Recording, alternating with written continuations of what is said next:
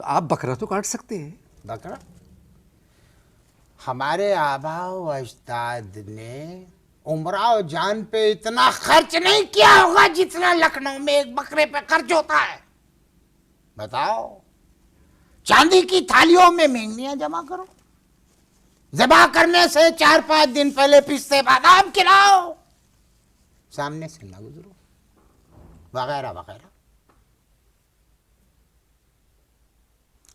हुजूर, लखनऊ मैं तो गया नहीं, मगर लोग कहते हैं कि जैसा था वैसा नहीं रहा।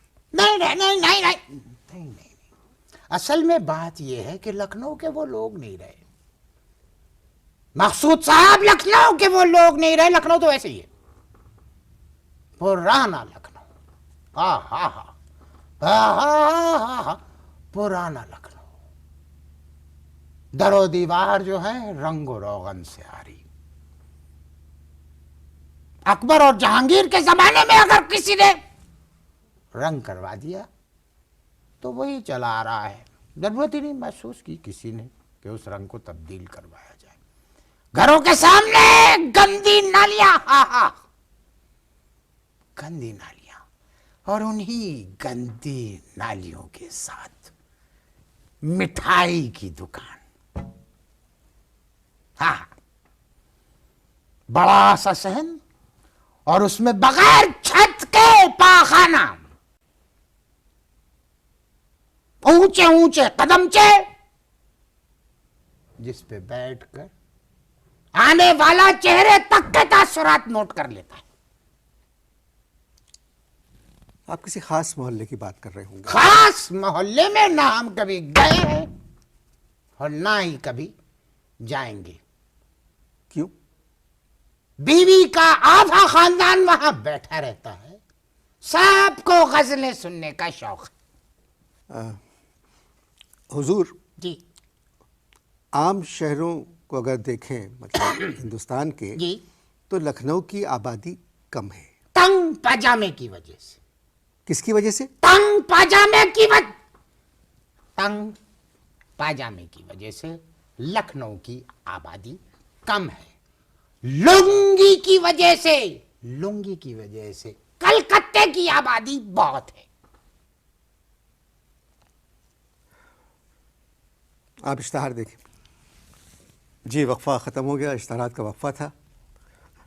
लखनऊ की एक तहज़ीब थी। मैं तो लखनऊ, जैसा मैंने आपको फरमाया कि मैं लखनऊ तो गया नहीं, मगर वहाँ तहज़ीब, मुरव्वत, एक नफासत, शायरी, रंग, शायरी के आहिस्ता आहिस्ता, शायरी के हवाले, ये टोन ठीक है जी। शायरी के हवाले से मौजूदा किसी शायर का नाम बताइए जिसका ताल्लुक लखनऊ से हो। हिंदुस्तानी शायरी के बारे में मैं इतना नहीं जानता। है ही नहीं, शायर अब मौजूदा दौर में है ही नहीं। तहज़ीब तो है लखनऊ की। तहजीब है, यानी तहजीब का ये है, तहजीब का ये है कि वहां की खवातीन आज भी चूड़ीदार पजामा, मलमल का कुर्ता, सामने चांदी के बटन और बालों में मोतिया के फूल, पुरानी चारपाइयों पे बैठी हुई आपको नजर आएंगी। घर की छत पर 10-15 अंग्रेजों के छोड़े हुए कुमकुमे। आज भी अगर किसी को दावत देते हैं तो ये कहते हैं, अंग्रेज़ों के कुमकुमे क्या? अंग्रेजों के छोड़े हुए पुराने कुमकुमे। अच्छा अच्छा, पुराने आहिस्ता। कुमकुमे। तो जब मैं आहिस्ता बोलूं तो आप सुन लिया कीजिए। जी,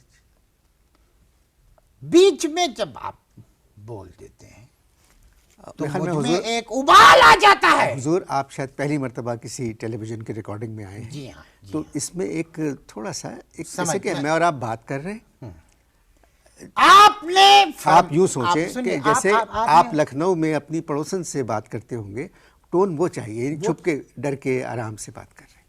जी नहीं, अभी आपने जो कहा उस पर कायम रहिए। जरा सा देखिए, जी। शायर तो नहीं, शायर तो नहीं है। नहीं। अब शायरी खत्म, जी पुरानी तहजीब बाकी है। जी बिल्कुल, खवातीन आज बताया आपने। जी यानी चूड़ीदार पाजामा, जी जी।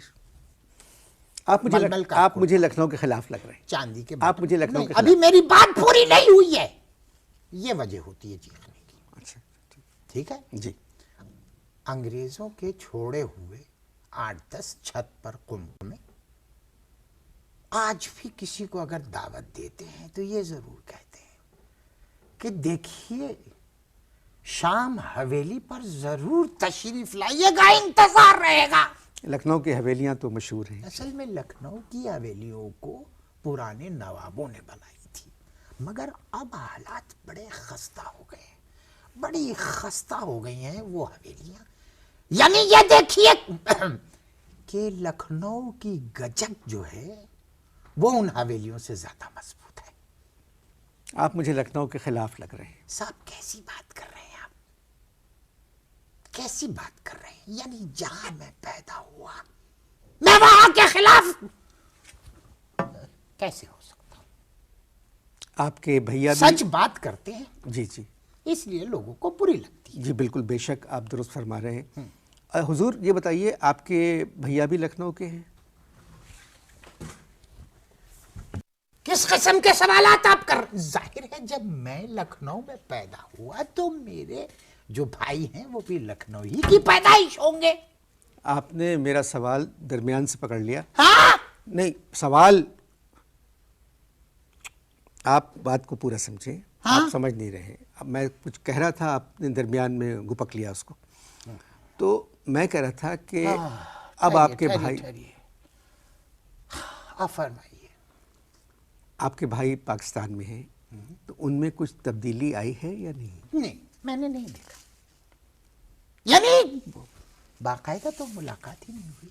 अच्छा, बस वैन में बैठे हुए थे तो दो चिरी हुई उंगलियों के पीछे से उनका मुस्कुराता हुआ चेहरा नजर आया था। आपके भाई तो एक सियासी जमात के कारकुन हैं जी।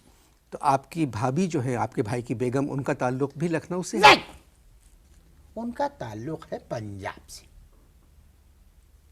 अच्छा अच्छा जी।